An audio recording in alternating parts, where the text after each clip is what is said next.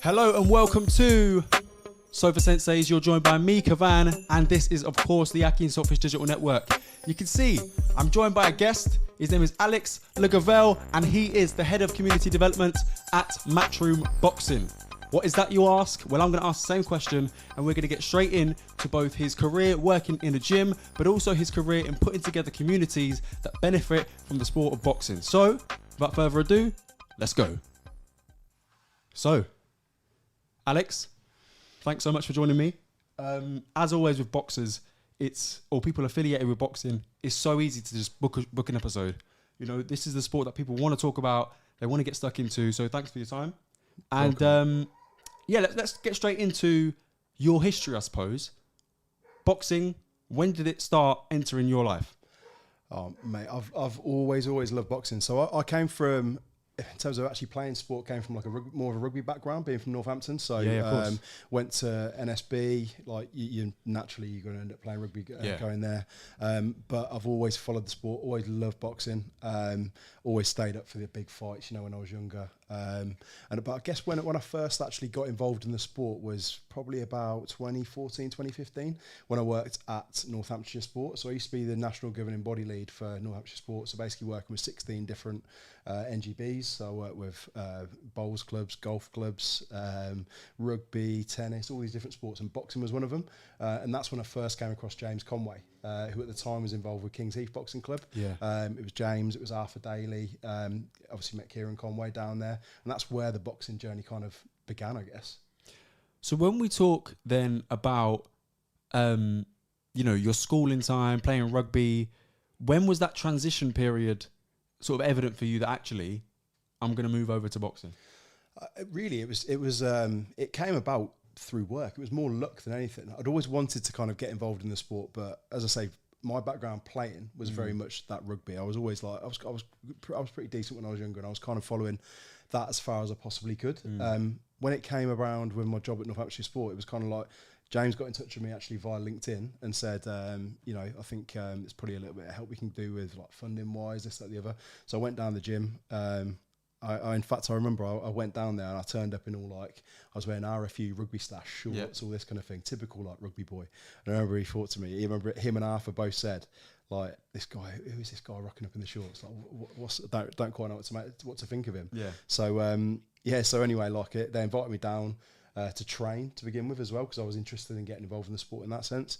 So I did that, and I guess, just got more and more involved, mainly sort of like just going down a bit, keep fit stuff, all that. And then roll on a couple of months, they invited me down to hand out some trophies at the show, at one of their club shows over in Northamptonshire. So I did that, and then it just sort of one thing led to another, and just got more and more involved in the sport, really. So you worked on sort of funding body. Mm-hmm.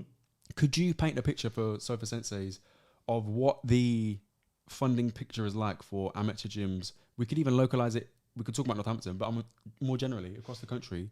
What's the financial picture look like? So if you've got your governance structures properly, properly sorted behind the scenes, then I'd say you're okay if you're a boxing club. There's plenty of funds you can access. At the minute, the government are really, really interested in marginalised communities, and obviously boxing clubs sit within those largely. So 40% of boxing clubs nationally sit within the top 20% on the indices of multiple deprivation.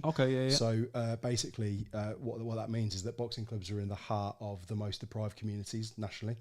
So because of that, a lot of funds at the moment are being directed towards those communities. So boxing clubs in that sense are in a good position. However, to access the funds, you've got to be set up properly behind the scenes. You could probably got to have enough volunteers as well to be able to actually write the bids and understand how to properly spend the money and everything. So I'd say in one sense they're very fortunate and in a good position, but you've got to have everything sorted behind the scenes to be able to actually properly access the funds. It's mad because you talk about IMD Q1, and that's the sort of stuff I talk about in my day job, but no one else outside of work knows what it means.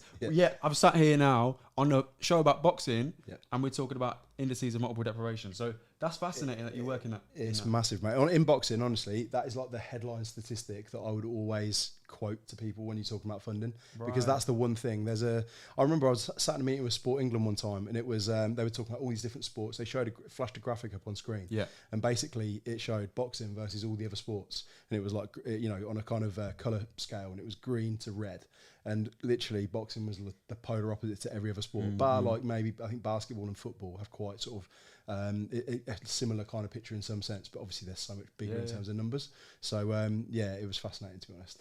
Why do you think that is, that boxing gyms tend to populate sort of IMDQ1 areas? And I suppose for those that don't know, that is areas of high crime, low socioeconomic background, those sorts of things. So why is it that boxing gyms tend to frequent those areas, do you think? I think it's something about the sport. Like it's the thing with boxing and boxing as a sport and boxing clubs.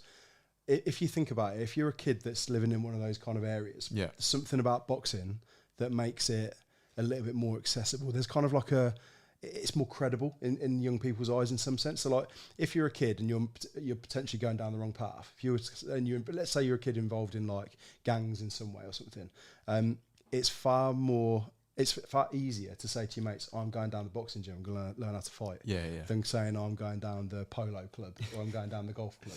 Do you know what I mean? It's true. So there's something about boxing that kind of like, it's a hook. There's actually a document that I used to quote quite a lot when I was at England Boxing called The Right Hook, which I always thought was quite a good little play on words. But it's the thing with that document, it picks out a lot of these points around boxing is that right hook for these people. It brings the right kind of kids who are at risk of going down the wrong path, and it hooks them in a positive way.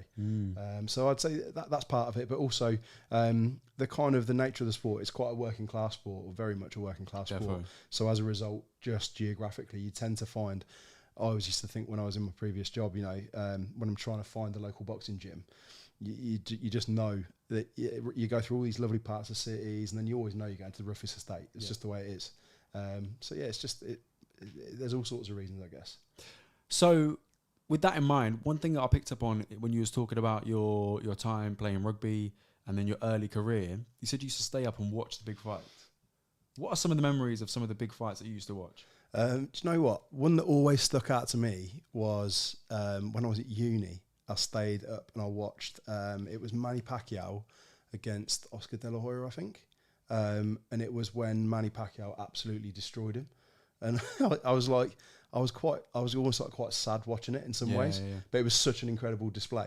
That's one that always like stuck out to me as like Manny Pacquiao was unbelievable. Like when I was really sort of getting into the sport, like him, Floyd Mayweather, I used to stay up and watch all the Mayweather fights. Like for me, a lot of people found him boring, but I just found it it was unbelievable. Like what he could do, the way that he could make people a little bit like Terence Crawford the other week. He could make elite fighters look bang average.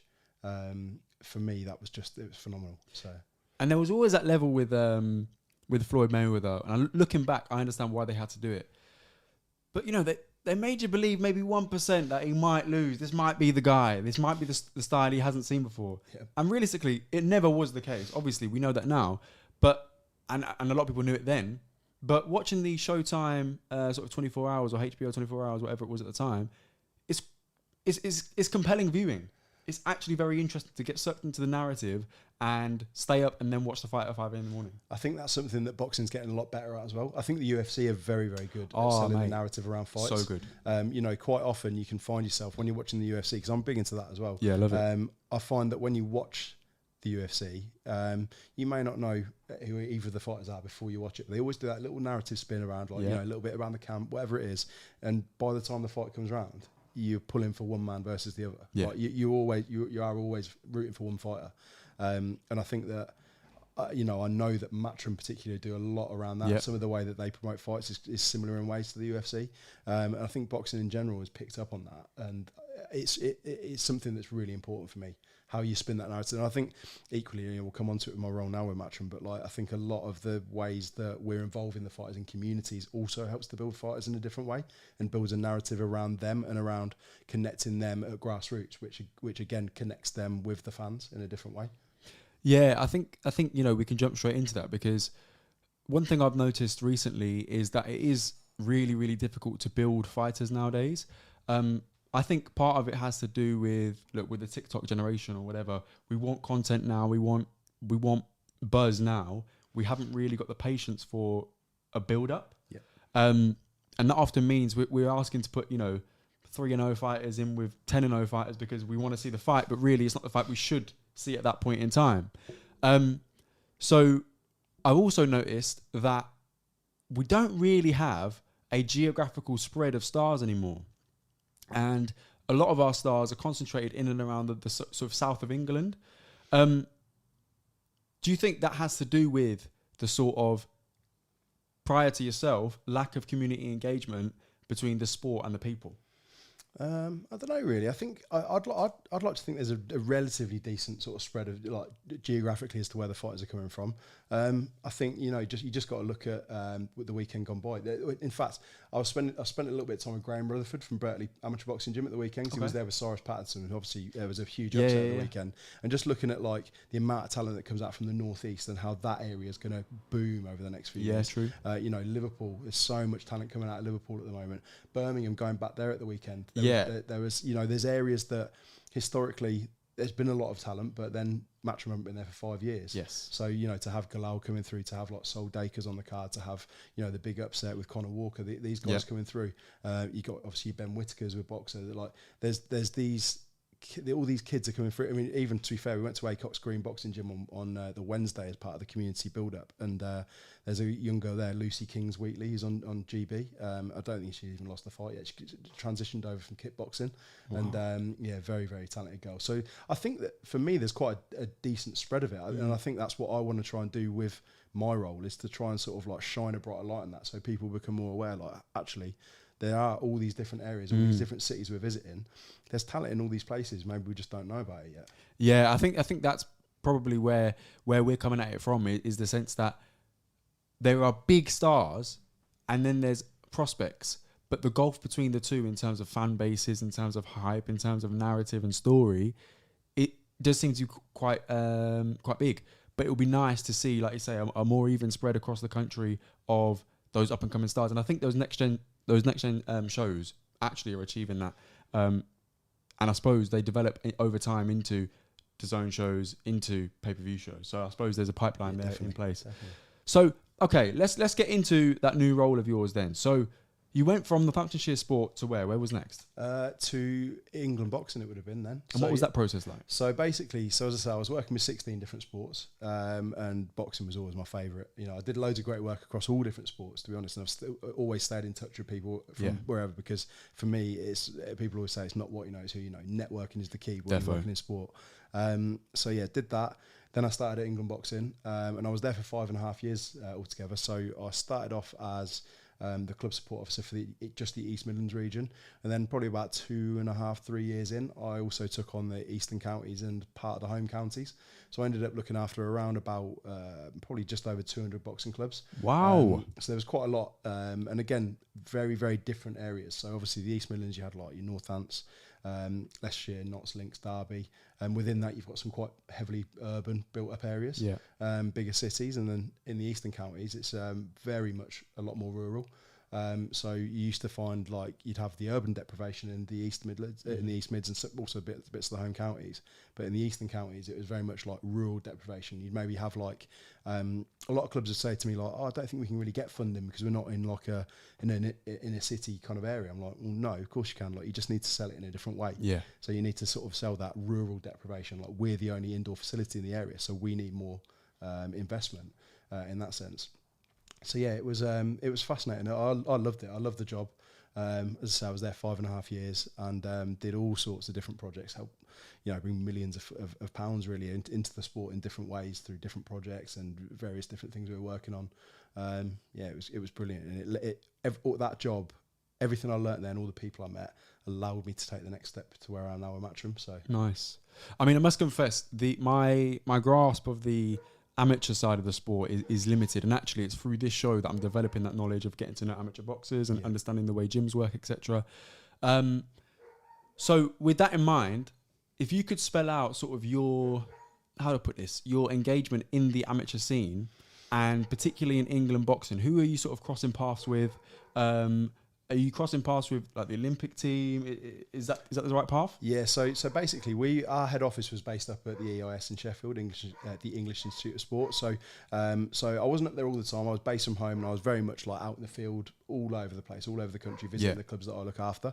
But that said, when I was up there, when I was up in Sheffield, I remember my first week, like I think I was like collecting some printing from the office or whatever, and like AJ just bowled past me, and it was kind of like, oh, this is quite, it's going from where I was in Northampton to then like go out there and just like, oh, I mean, I'm involved in the boxing world. Is this like normal? Like, you know, you come across AJ at the printer kind of thing. Spell that out, like AJ. At what point is this? What year are we talking? 2018 it would have been. So he's champion. Yeah. It was. Do you know what? I'm trying to think which time it would have been, because the second time I saw AJ at head office, I used to see him all the time, but I always remember like the first couple. Yeah. And the second time I saw him was actually the day that he found out about Jarrell Miller failing the test. Mate. So yeah, it was just crazy, because he was kind of like, yeah, I'll take whatever, you know, I'll do it, see what happens. Then everyone knows what. That's peak confidence, AJ, as well. That's That's I'll go through anyone. Wow, that is crazy. And how do you go back? Like, because again, I'm thinking of like where we're at in terms of our interest in the sport. Like, if I met AJ, I might have to call in sick the next day and be like, listen, let me just cool down and try and get some content out of this. What can I produce in terms of a YouTube short or a TikTok or whatever to get this moment across? What's going through your mind at this point? Are you trying to just what's the word I'm looking for? Underact? Yeah, I guess back then, like very, very. Now I'm not saying like I'm well used to it and everything, but like you get to meet so many of these people that it's kind of like, and especially when you become involved in the industry, I always wanted to like, I never necessarily wanted to like be like a bit of a fanboy around them. I've always wanted to get to the point where like I'm on a level with these people. Yeah. So I never sort of really wanted to kind of like I say, act like a fan around them. I wanted to like speak to them. So I remember speaking to him about like his old amateur club Finchley and seeing like what was going on there, and just trying to like just get to know him a little bit. Like you can't get loads of time with them, but just try to a little bit. So yeah, that's kind of how I found it. But don't get me wrong, like when you meet, I think it's a little bit more.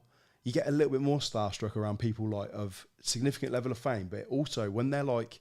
When it's a heavyweight boxer, there's something physically about them that's quite intimidating as well. They're like something. Giants. Well, that's what I mean. Vikings. Yeah, this is it. So it's a little bit different when they're like a physically imposing presence as well, as he is. Because I remember like shaking his hand, and his hands are like shovels. Do you know what I mean? So we met. We had Nico on a few months ago, and it was the weekend after I met Derek Chisora.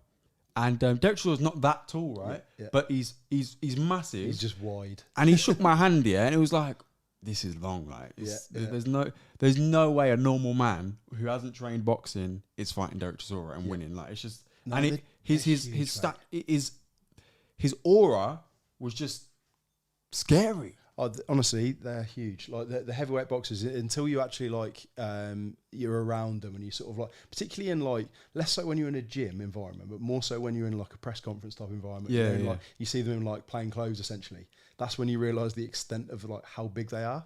And then when you actually think about it, I always find it like, because I've done little bits of sparring stuff over the years, but I'm not actually like, say, not from a boxing background. Been around it a lot though. And when you actually think about like that person punching you, I honestly like it. I can't comprehend how that's physically possible. It's mad, isn't it? To take the shots they do. And then you see their opponents like still standing. Yeah, it's just mad. And you think, what's in your skull? Because like I just know, innit? If AJ lands on me, do you know what I mean? It's I might not wake up. You know what I'm saying? It might be night. So it's absolutely mad that Hellenius or you know Andy Ruiz or whoever has got up from some of those shots and just says, yeah, throw the next one. It's mental, but very interesting. I imagine over some point you become desensitized to it, but equally you're in. What must be interesting from your perspective is you're in an environment where these talents are being nurtured. So you never know actually who you're seeing, who might be the next big thing. Like how's that? That must be quite interesting. You can. So I remember like if I think back to like going to some of the championships over the years, like the schools, the juniors, the youths, and particularly the senior elites as well. Like you knew there's always ones that stand out. There's always ones that you see that you think like. There's something about them. They're going to go on to something. So like one that stood out for me was Dalton Smith. First sort of like when I first started, Dalton was probably coming into, I think it would have been seniors, like his first year as a senior. and he was just, there was something about him. He was just very, very good. It wasn't the fact he was beating people; it was the way he was beating people. Another one, to be fair, was Sam Noakes. The way that he went through, he was stopping a lot of people. Is he Queensbury now, isn't he? Yeah. He stood out for me as well as someone. Lewis Williams, who went on to win the Commonwealth Games gold up in Birmingham with some boxers at Cleary's in Leamington. Lewis was one that stood out, and obviously, as I say, he went on to win the Commonwealth Games at heavyweight. Delicious Ori. I see him the other day. Yeah. So like you see these ones coming through, and you just know, like with someone like Delicious, he was very, very raw, and to an extent, in some ways, he still is. But he's like, there's something about him, and he just keeps developing. He's a very intelligent lad. From a PR perspective, he's an absolute dream. He speaks so well. Like there's like an X factor about certain people. Another one would be more recently would be Giorgio Vizioli. He's just signed with Matchroom. I saw Giorgio a couple of years ago, and he won the senior elites at 2 weights, 60 and 63, 63 and a half, sorry, and. There's something about him that you could just see, like the talent is just a little bit different, and he's, as I say, just been signed by Matchroom, so you just spot him. And I suppose as well, part of it is you realise just how difficult the sport must be to be that level of where you're spotting that difference in talent.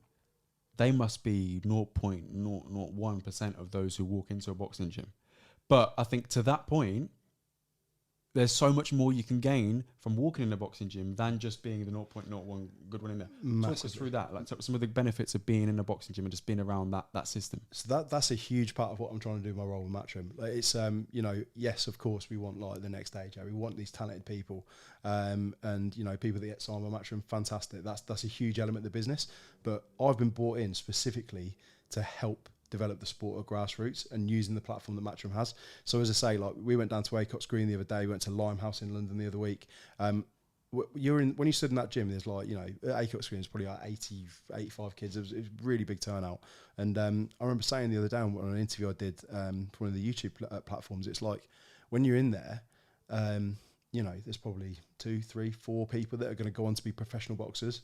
At best, maybe a couple more, but not, certainly percentage-wise, it's a low percentage-wise. So what you're looking at is like the other benefits of getting into boxing. So it's the physical health, it's the friendships you're going to make, it's the mental health and well-being that you're going to get out of being in the gym. It's all those social skills. It's kind of, giving your life a positive direction rather than potentially all the risks there are for young people these days. If you're in a boxing gym, there's good role models. There are these people that will go on to bigger things. It's all those kind of things that boxing can do for you that people would sometimes don't even think about. They just always focus on like, here's the talent. Is this the next Anthony Joshua? Is it the next Canelo? Is it the next Terence Crawford? Whatever. That's amazing. We all want to see those role models and those amazing, talented fighters. But it's all those kids that boxing changes their life just by going into the gym one time. Like they might be getting bullied at school. They might be a little bit overweight, so they lose a bit of weight going down there. They might make friends. They might just become more confident. It's all those things that for me boxing's all about. Yeah, I tell you what, the one thing I love about, we were talking about the UFC earlier, and it's combat sports generally, and I suppose sports to some extent, is a sense of that ability to fail and it not be an endpoint, and it not be your identity. There's so many more opportunities to try. I mean, even an undefeated boxer, they must lose a round in sparring, or they must have a bad day at the gym, but they keep going. And that fortitude is something that we were speaking about off air, weren't we? And a lot of young people in particular could benefit from that fortitude of just that freedom to fail 100%. And keep going. So let's talk a bit about that role at Matchroom then, because someone told me that effectively this was a role that you had to go out there and make for yourself. So talk us through that part of the journey. Yeah, it's crazy to be honest how it all came about. So as I say, when I was at England Boxing, I was always very focused on that role there and trying to look at like the best ways that we can shine a brighter light on amateur boxing and the community, boxing in the community. So where it all actually began, if you go right back to like the story as it started, when Kieron Conway from our gym was boxing in Dallas on the Canelo Alvarez Billy Joe Saunders. Who was that again? That was Sissoko. That was it. Yeah. So I was fortunate to go out with Kieron and his dad and the rest of the team. What was that like? Oh, mad! Like the most insane experience ever. Because over here, actually, as well, on a bit of a tangent. That was it was still kind of like semi-lockdown conditions here. When we went out to the States, it wasn't. So like we went from like if you think about it, it was like fight camp kind of stuff here. Yeah. Very small, like no one could really do much. We went out there and it was like 73,000. It was the biggest. It still is the biggest US boxing event of all time. So honestly, I can't even explain what that was like. It was mad. And when Kieron boxed, he was 2 before the main event, so it was about 64,000. It was mad. You're feeling that noise in your bones, isn't it? Yeah, 100%. And I always remember, like Eddie always says, like, you know, they say, why do you promote? Why do you get into boxing? What is it about boxing? And he always like says something around if you can feel like experience like even a percentage of the adrenaline the fighter gets. And it's nights like that, the big stadium shows, the big like arena shows, they're the ones where you really, really do get that buzz. But equally, you can still get that buzz, because I remember I had that same buzz down at the Park Inn recently with one of our amateur boxers, came to us with a losing record, won his first fight. Like I think he came to us with an 0-5 record, and it was all about getting him a win. Let's get him a win. And I remember the kid won, and it was just how that made you feel. You know, it almost brings a tear to your eyes. Just like you know the journey they've been on to get there. You know, like you're saying, the adversity they've had to overcome. So yeah, you know, you go from your AT&T stadiums to your Park Inn, it's the same buzz. It's same. It's just the same. That sounds incredible, man. But yeah, no, it's cool. But as I say, going back to what you were saying about the role, so yeah, it all came about there. What I've always been a person that like, I'm never sort of, it's a strength and a weakness. I'm never like quite content. I always want to push on to the next thing.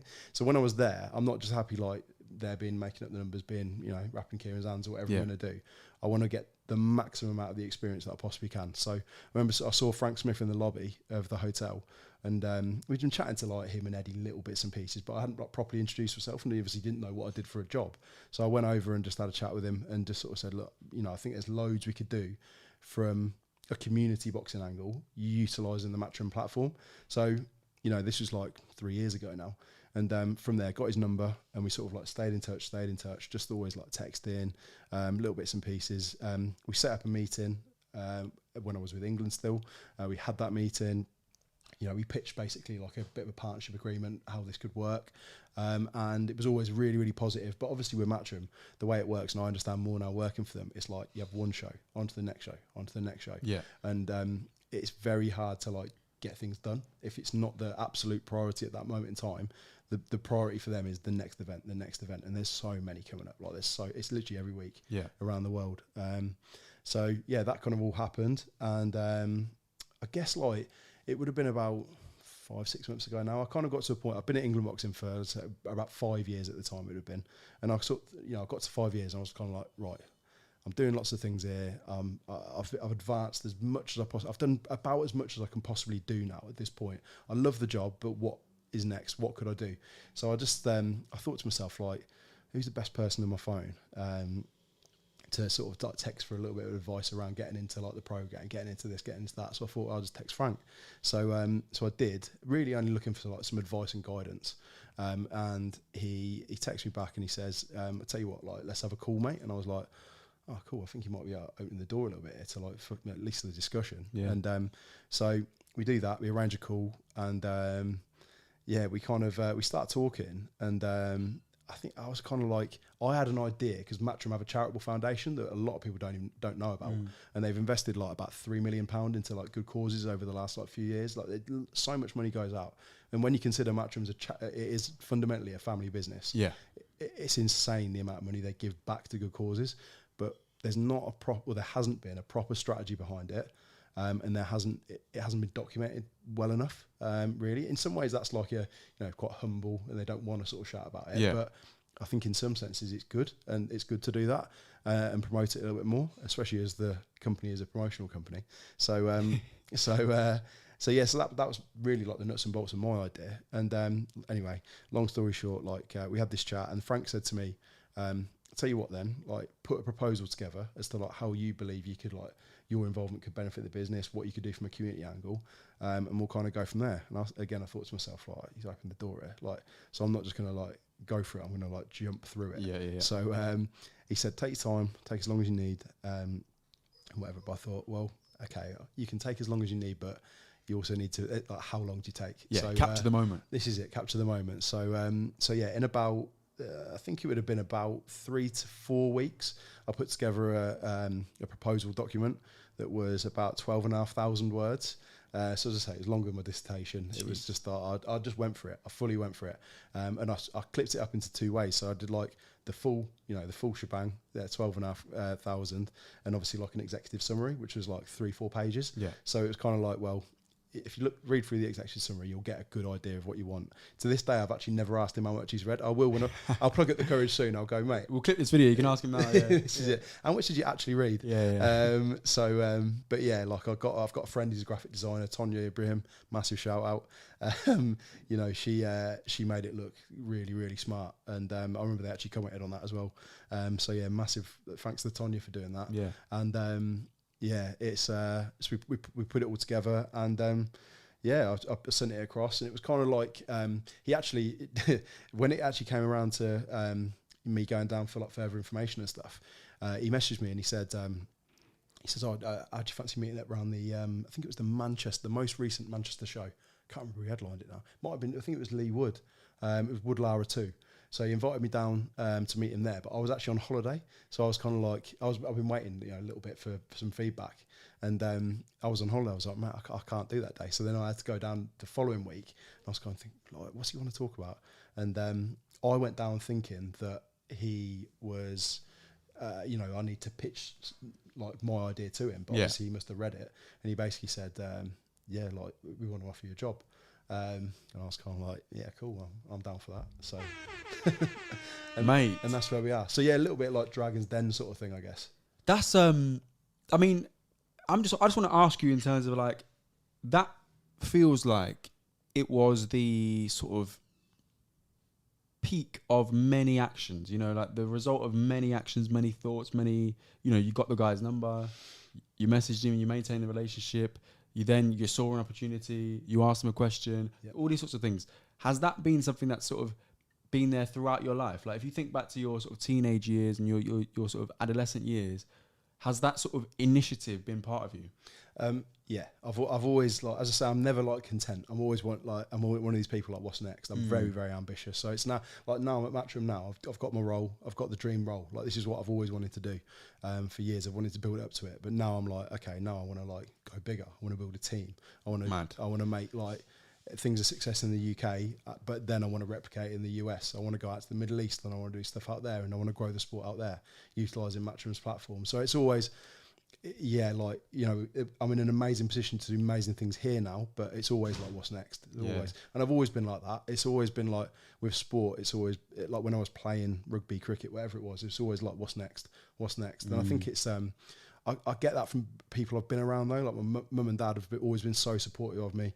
I've always had a really good friend group. Like, and now being around people like Kieron, around Ethan, these guys, around elite athletes. Like I was playing sport to a good level when I was younger, but that now I spend all my time around elite sports people. So that kind of mindset has just been around me for a lot of my life. So yeah, I guess it does link in a way. Wicked. So all right, they say they want to offer you a job, and again, to that point of when you see AJ walking past you at the printer, you sort of got to hold it down a little bit. Like, okay, AJ.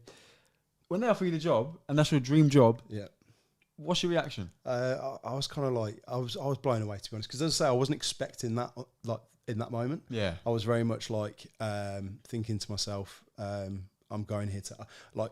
I remember sort of like going through the whole thing in my head in the car on the way down, and that's what I thought I was there for. So I was shocked. I was shocked at like the way it was going, and also I was shocked at like this isn't what I prepared for. But I think by that point I'd become a little bit desensitized to being around Frank, because I'd been around him a few times. I'd been in meetings with him and that kind of thing. But I mean, when I first met him, it was very much like, you're looking for the right. I remember like you see him or you see Eddie across like the lobby, and you're thinking, is he busy right now? Do you think this is a good time? You're just overthinking it. Whereas actually, you're best to just go for it. Like I'll always say that to anyone. Like you just go for it. I think it was. There's a lady called October Ed. She runs a YouTube platform. She's brilliant, really, really good. Like we did the event with her last week. She was a driving force behind it, and she said to me, like, if you don't ask, the answer is always no. And she's so right. Like if you don't ask the question, the answer is always no. It's always best to just like approach someone. The worst that you're ever going to get is like, oh, sorry, I can't do that. Like Do you know what I mean?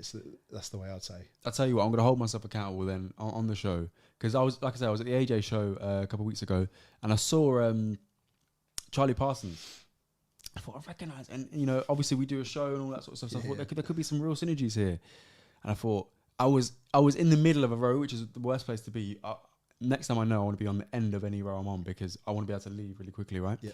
But I was thinking, I've got to go past like 8 people. Sorry, excuse me, sorry, you know, all of that nonsense. And then, like, he's at a show, like he probably doesn't want to talk to someone who says, yeah, I've got a YouTube channel. You know, I thought myself out of it basically. Yeah. Whereas next time, and obviously the answer was no.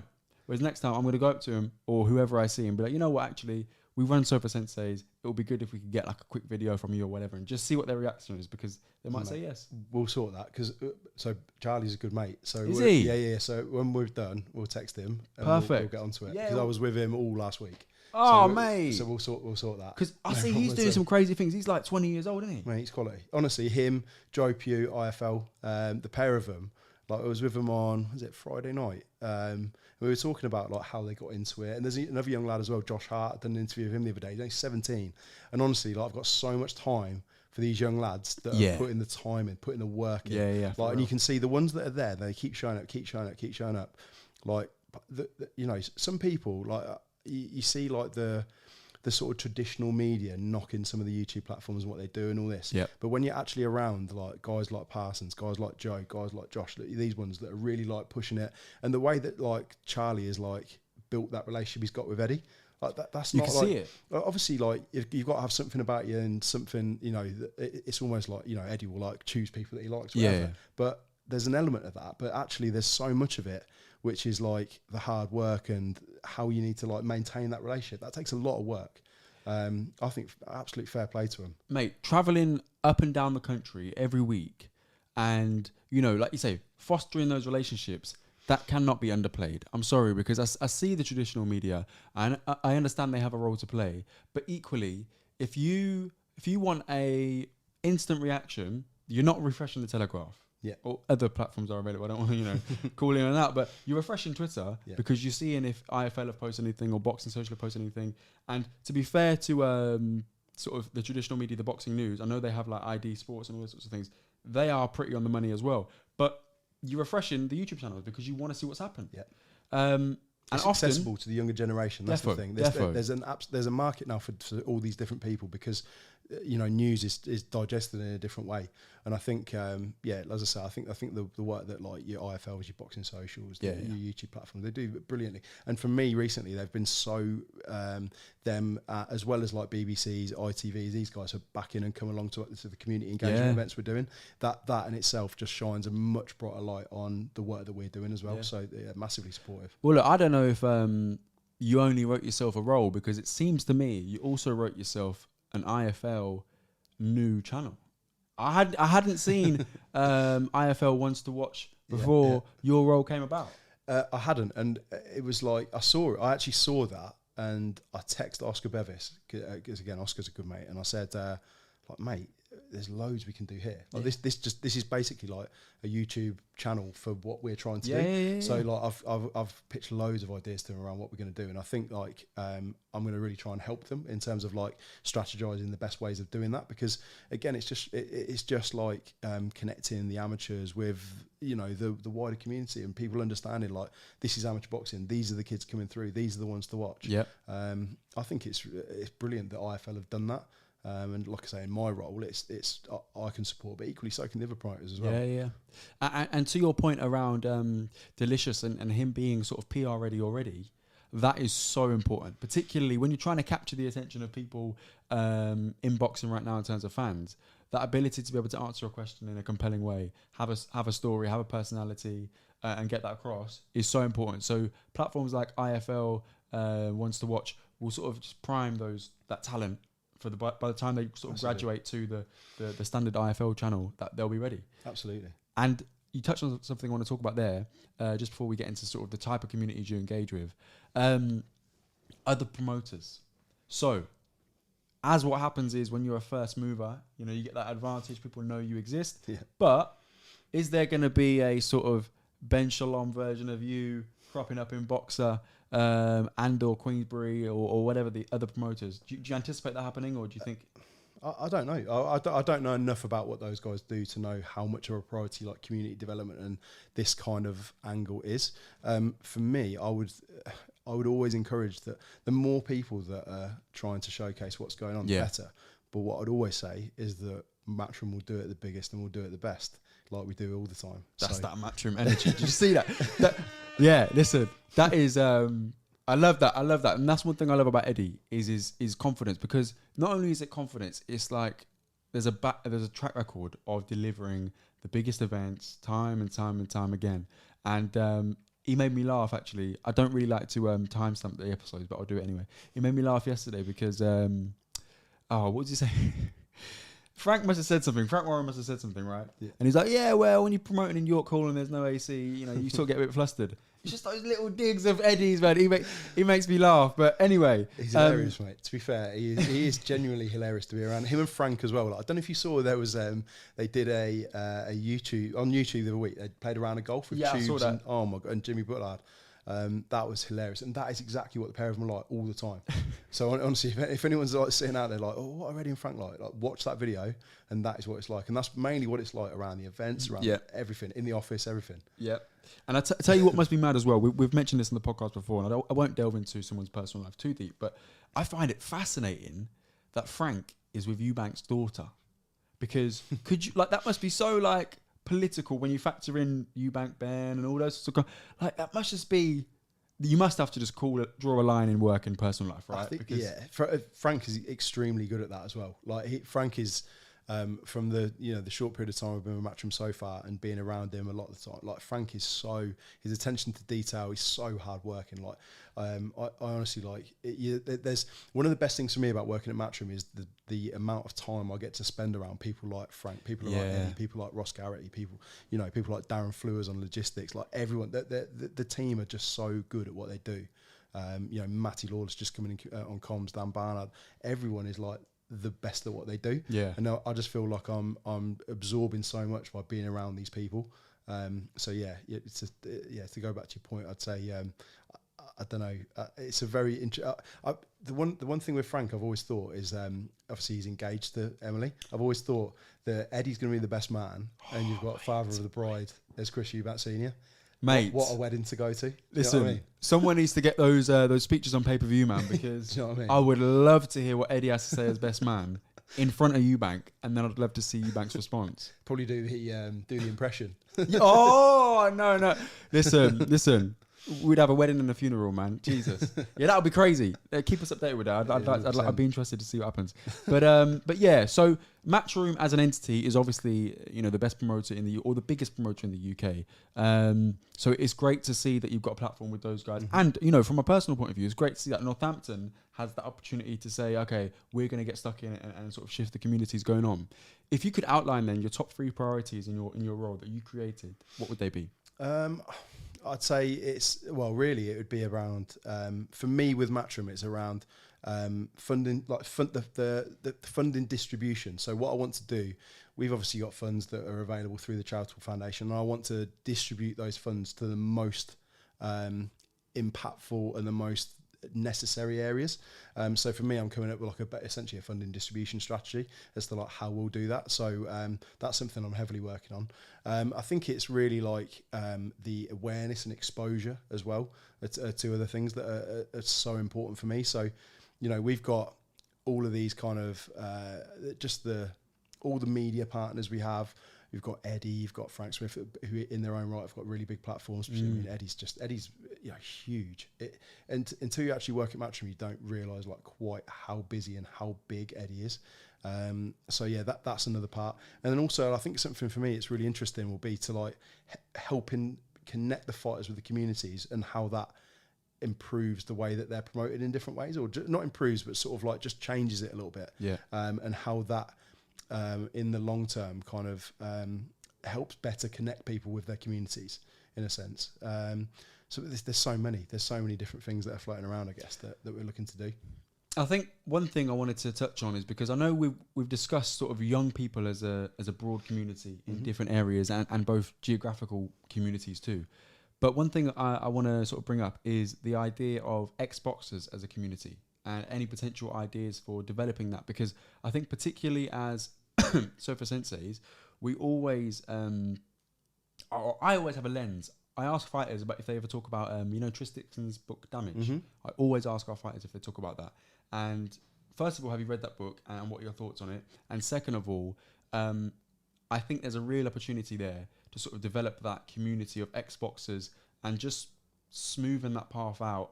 And Matchroom being the biggest, in my view, have a responsibility to smoothen that path out from being an active fighter to being a retired, healthy, happy, and well looked after ex-fighter. So what are your thoughts on that? Yeah, so that is something I'm definitely looking to do. So in terms of like short, medium, long term, where that will fit, I'm not sure.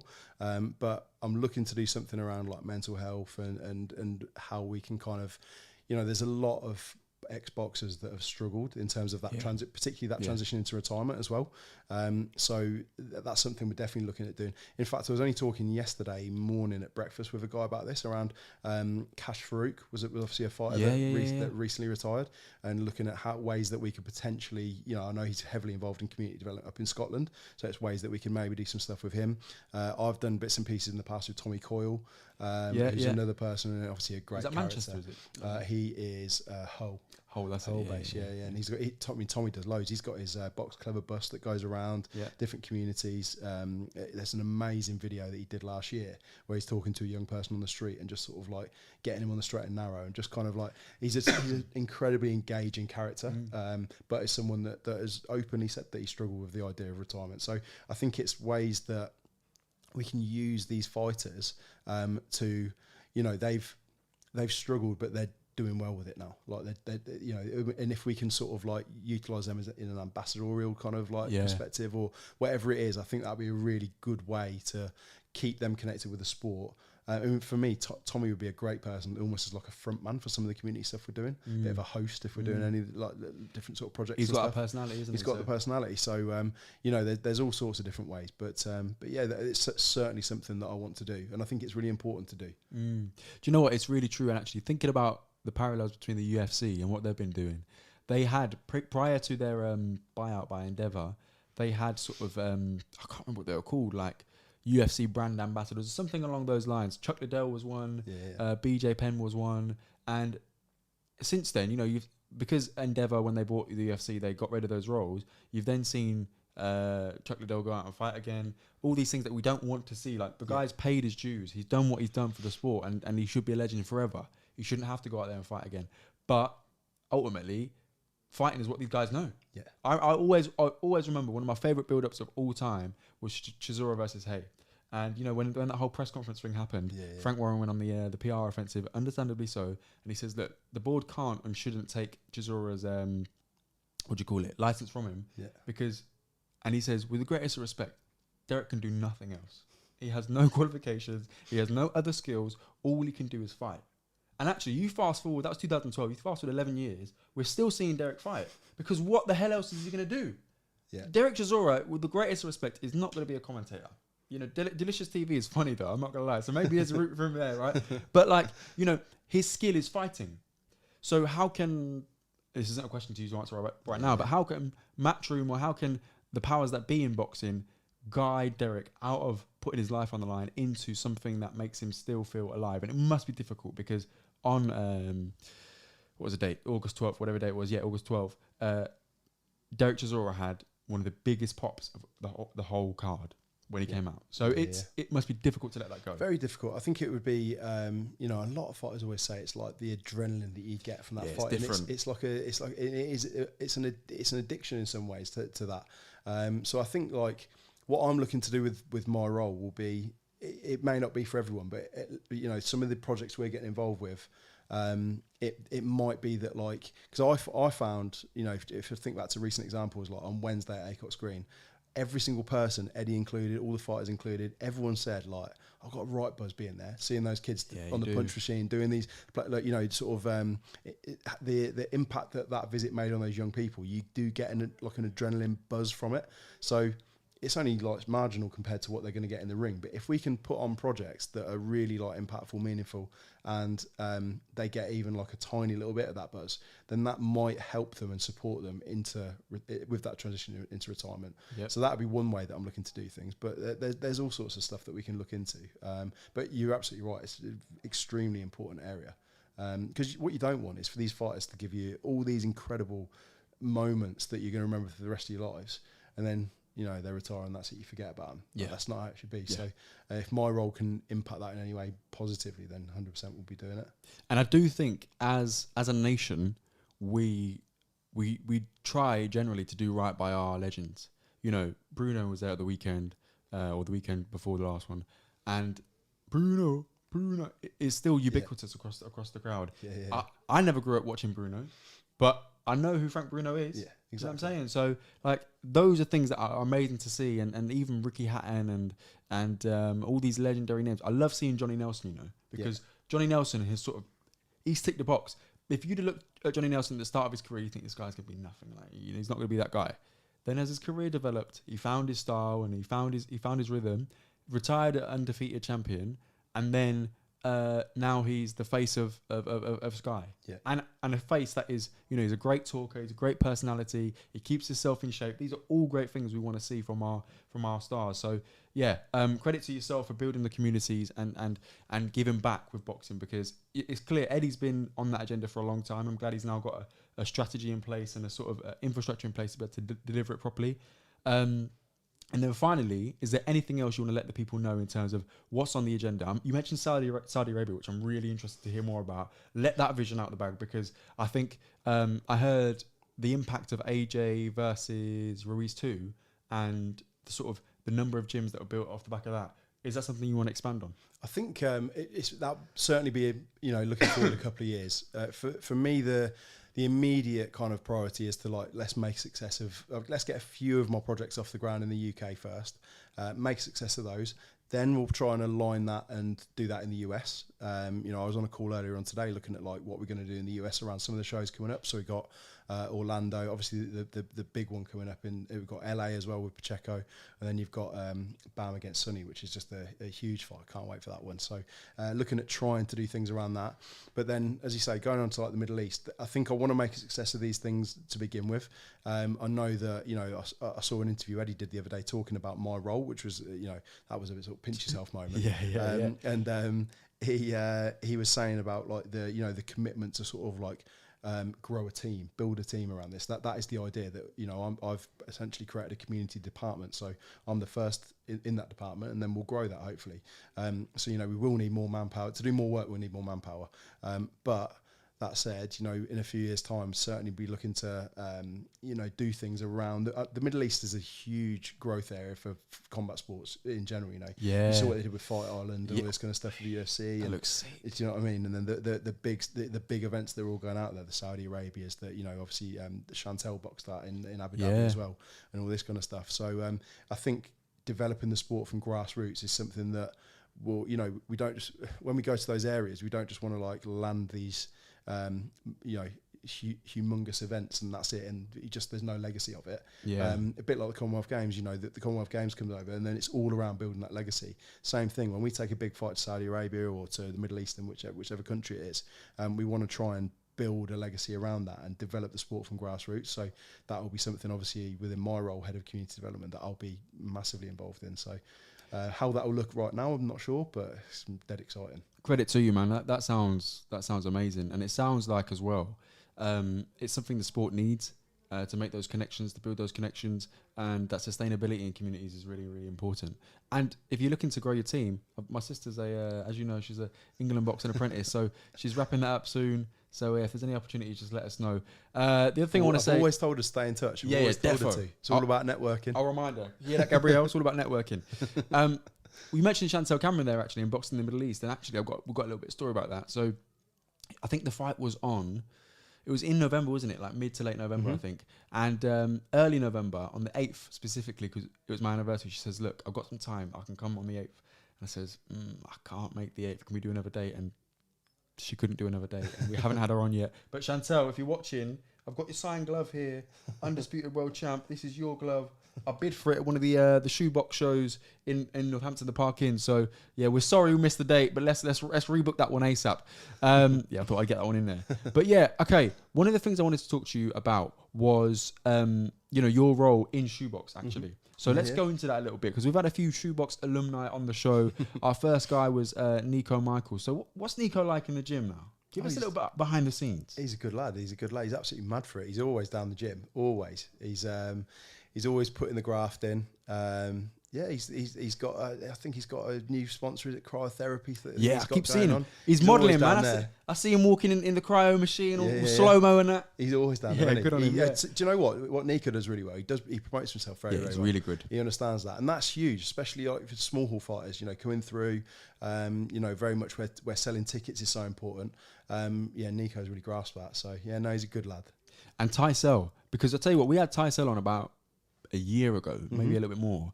And we've been wanting to see him fight ever since, but we just can't match up our schedules. So I'm hoping to catch his September outing. What's Tysell like? Has he got power? I know he's got power. I can see it on the videos. Ty's a really talented lad. Yeah, and do you know what as well? Ty, as well as being a fantastic boxer, he's an unbelievable asset for the gym as well, in terms of being a great role model to the young kids. He does a load of coaching down there. I don't know if you're aware. Like, he does a lot of the schools outreach stuff. Brilliant. He's up and down the country with the youngsters. He coaches all the kids' classes. And we always say, like, Ty don't mind us saying this as well, like, when he came to the gym, he had like a bit of a chip on his shoulder, to be honest. Like, James and I, like, we didn't really like, and I think everyone, like, we didn't quite sort of like hit it off straight away with him. But the more he's kind of come down, honestly, like, I couldn't say there's a nicer kid in the gym than Ty. He's a prime example of like what boxing can do for people in terms of like employability skills that he's got from it, in terms of like transferable skills. If he didn't want to be a boxer now, he's got so many transferable skills from the coaching that he can apply to other places. Ty for me would be an absolute, like, what a role model to young people. Love that. As well as being a really, really talented kid with the boxing. He's definitely one to watch. And lastly, of course, we've got to mention the mauler, Dempsey. What's he like? I know he loves the Chinese. So how do you keep him on the straight and narrow? Is it just the Chinese? Is that what he said? Yeah, so that's what he told us. There might be some more in some biscuits in the back pocket. Dempsey's an absolute legend. He helped move my girlfriend into mine not long ago as well. So he's always, if you ever need a man with a van, Dempsey's your man. All right, so noted. He is the man with the van down the gym. But no, Dempsey, top boy. Like, and as we were saying, with Dempsey, when he experienced his first loss at the Park Inn, big upset. No one really expected. No one really saw that coming. But for Dempsey to then go back to the same venue, the same changing room, the same atmosphere, in front of the same people, the mental fortitude it takes to then go out there, get the win, and get your career back on track. For me, that shows everything about the man. And I expect him to really go on to much bigger things now. Like, he's a great lad, and he's like he's a bit of a throwback in some ways. Dempsey, like, he's loved boxing. He wanted to box because his dad was a professional boxer, and he's got the name. He's literally named after Jack Dempsey. He couldn't do anything but box really with a name like that. So.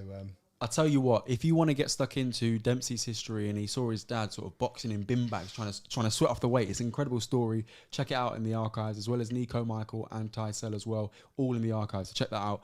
All right, the final thing I want to ask you about, because I'm not going to lie, before you came here, I didn't know jobs like yours existed in the sport, particularly in the sport of boxing. And they didn't, because you created it. So, props to you. But I want to know, what are the perks of working at Matchroom? And I mean, because you mentioned LA, you mentioned a few shows in America.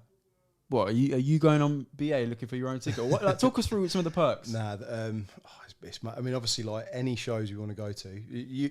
So for me at the minute, any UK shows, like, I'll be working there basically. So mad. And you can, in terms of access, like, you're sitting ringside at every single event. Mental. So that is, as a perk for me as a boxing fan. Yeah. That's about all you need, to be honest. But then obviously with my role being sort of transatlantic, I guess, as well, we're going to get to experience fights out in the States. I know that some of my colleagues have told me all about the shows out in the Middle East, and just all of the big events you can imagine. Like, you basically get access to go to those. In terms of like the where we stay, like last week, the hotel down for the O2, we were in the Intercontinental. It's lovely there, isn't it? Which is a really, really nice hotel. So you get to spend a lot of time there. And we went out. What did we do? We went it's like a Top Golf type of place. So we went there. It was like the whole team just go. It's obviously, Matchroom just pay for everything, all your sort of entertainment and stuff like that. So they're Top Golf. I was playing with me and Darren Barker. He's a great guy. Bro, whoa, pause. How are you saying you're just playing golf with Darren Barker? Yeah, that's what your life becomes, which is mad. So for me as a boxing fan, it is kind of weird. Like, so I was, if you picture this as, and again, I am a boxing fan. Fundamentally, I'm a boxing fan. So it's when I was sat down at breakfast the other day with myself and Jamie Ward, who does a lot of the fighter content stuff, does a lot of stuff to camera now as well. So he was on like Before the Bell when he was doing the in-ring interviews at the weekend. We were just having breakfast, and then Eddie comes down. He's like sat with us having breakfast. Then Darren comes over, and then Jay, one of the lawyers, comes over, and we're just all sitting there, and you're just having a chat, and like when you sit there and you actually think to yourself, like, I'm just sat here having breakfast with Eddie and Darren Barker, and it was actually 10 years to the day of Darren winning the world middleweight title. So they were sort of bantering about that, and it's just, you do pinch yourself and think like, how I've ended up here. But then you think like, well, I've worked bloody hard to get here. So you always, like I say, it's kind of there is an element of like you'll always be a fan, but I think that it's really important to kind of like try to disconnect it and try to like see yourself on a level, and always like, because then you won't feel sort of like, oh, I want a bit of Eddie's time, like, you know, you want to be on a level with him, I guess. And that's some great advice, particularly those that are working in sport. Sport is a place full of stars, right? Mm-hmm. So you've got to be able to hold your own in those sorts of rooms and garner respect all the same. So I've learned a lot in that process. So thank you very, very much. If people want to know more about how to find more about yourself and your work, where can they find you? The best place is probably on Instagram, to be fair. So it's Alex Le Gue on Instagram. And then, just basically if you go to the Matchroom website, there's bits and pieces on there. But really, you just get in touch with me direct. I'll be able to tell you exactly what's what in terms of the role. And I'm always, that's one thing, I'm always really, really happy to help young people that want to help themselves and want to get involved in the industry. So I'll always answer any questions and help connect people with opportunities. Appreciate your time. Thank you so much, Alex. It's been a pleasure talking to you. And don't forget, we've still got part 2 to come, featuring our get to know you questions. So you've already alluded to who's in your phone book, but we've got a special question on that one. So without further ado, that has been Sofa SENSEIS on the akhi&saltfish Digital Network. You've been joined by me, Kieron, and Alex Le Gue from Matchroom Boxing. He is the head of community development, and I'm sure you'll agree, it's been a pleasure talking to him. So if you want to get stuck into more of his journey, make sure you follow him online. And don't forget to follow us at Sofa SENSEIS on Instagram, akhi&saltfish on TikTok, Twitter, YouTube, all those fantastic platforms. We're available. If you've got any questions or comments, please do email akhi&saltfish@gmail.com. And don't forget to leave us a 5-star rating and review, and share this with a friend because it really helps us grow. Thank you, take care, and catch you next week.